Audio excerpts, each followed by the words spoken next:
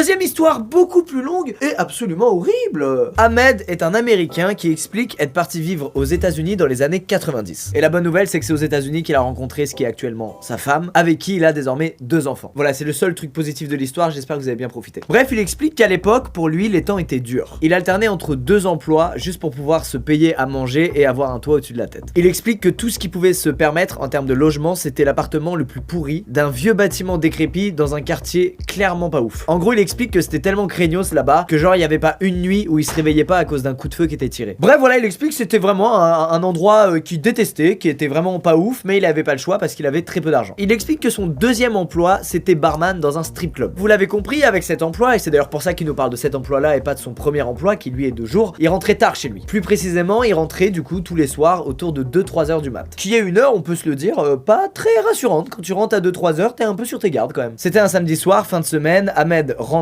chez lui, il est épuisé. Il explique que ce soir-là, comme tous les autres soirs, il est entré dans son immeuble, qu'il a commencé à marcher vers l'ascenseur de l'immeuble et qu'en levant la tête, il a vu que devant l'ascenseur se trouvait un mime. Un mime, pour ceux qui savent pas, c'est un acteur qui joue des rôles muets. Les mimes, ils ont un code vestimentaire que respectait très bien ce mime-là, qui était devant l'ascenseur de l'immeuble d'Ahmed. Ahmed constate que ce mime, dans une main, il tient un ballon attaché à une ficelle et que de l'autre main, il lui fait coucou. Et il explique que c'est pas un coucou comme nous on peut faire, c'est un coucou très mécanique, très mimé. À cause de la peur, Ahmed décide de prendre les escaliers. Et il en a pour un moment puisqu'il habite au 9e étage. Tout ce qu'il importait, c'était en aucun cas de s'approcher de ce mime. Ahmed monte les marches avec un certain rythme et c'est qu'une fois arrivé au 4e ou 5e étage que du coin de l'œil, il voit quelque chose bouger. Il s'arrête net, il se retourne pour voir ce que c'est et douche froide, le mime est dans la cage d'escalier en train de monter les marches. Et ce qui terrorise Ahmed, c'est qu'il monte pas les marches normalement, il monte les marches, vous savez comme dans les vieux films muets, quand un personnage veut montrer qu'il essaie d'être discret, il marche sur la pointe des pieds, le gars dans la cage d'escalier fait exactement la même chose. Il est dans son perso quoi. Et là le mime s'aperçoit qu'Ahmed l'a repéré et d'un coup il se fige. Là Ahmed commence à vraiment avoir peur et il décide de lui parler. Il lui dit en riant nerveusement, mec, arrête. En gros il s'est dit que le gars en face s'entraînait ou qu'il faisait une sorte de performance, bref peu importe. Et qu'en lui disant c'est bon t'es trop fort, bien joué, c'était cool, le gars allait arrêter. Aucune réaction de la part du mime. Il reste là sans bouger, dans la même position qu'il y a une minute et il attend. C'est là qu'Ahmed réalise qu'il y a un problème et qu'il se met à courir pour rejoindre le 9e étage. Et malheureusement quand il se met à courir, il entend le mime qui fait la même chose que lui. Ahmed cette fois il cède et il hurle sur le mime. Il lui demande pourquoi il fait ça, qu'est-ce qu'il veut et il lui demande surtout de lui foutre la paix. Et d'un coup, l'expression du visage du mime change et il se met à être triste, ou plutôt à jouer la tristesse. Et à ce moment précis, Ahmed comprend que le gars en face, il est pas là pour déconner et qu'il a très probablement de mauvaises intentions. Il arrive devant sa porte d'entrée, il ouvre à une vitesse folle, il rentre chez lui et là il est sous le choc de ce qu'il vient de vivre. Il réalise même pas en fait. C'est au moment où il reprend ses esprits et où il pense être tiré d'affaire qu'il se met à entendre des frottements contre sa porte d'entrée, venant évidemment de l'extérieur. Après quelques dizaines de secondes, Ahmed explique qu'il prend son courage à deux mains, qu'il a pas le choix et qu'il va voir à travers l'œillet de sa porte d'entrée. Et malheureusement, le mime est bien là, devant sa porte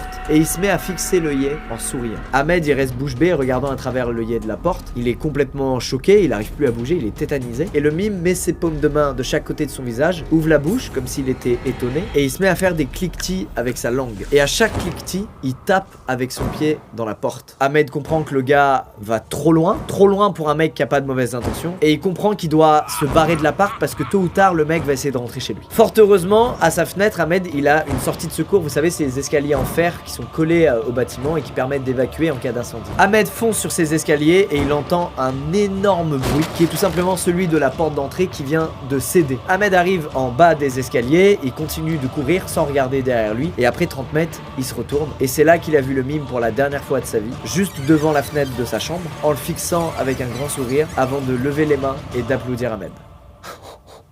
Pour Ahmed, il était absolument hors de question de revenir dans cet appart, donc il a logé chez des amis, le temps de trouver un nouvel appartement, et heureusement pour lui, il explique que ça s'est fait très rapidement. Il a plus jamais eu de news de ce mime, hein, comme il l'a dit, et il a un bon trauma. Il a toujours pas compris si le mec juste était un psychopathe qui s'amusait, ou s'il avait une réelle intention de, je sais pas, de le cambrioler, il a rien compris.